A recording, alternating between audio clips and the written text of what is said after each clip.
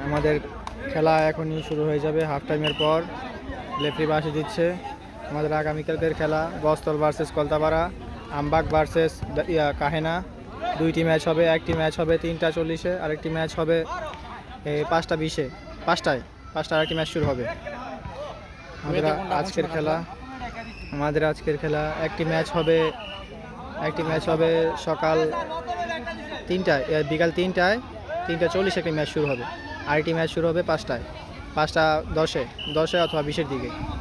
সবাই খেলা দেখতে আসবেন। দেখুন আমাদের আজকের খেলা হাফ টাইমের পরে শুরু হয়ে গেছে।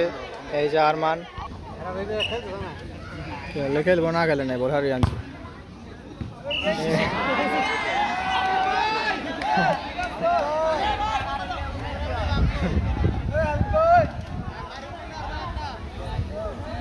জনগণ চারদিকে ভরপুর।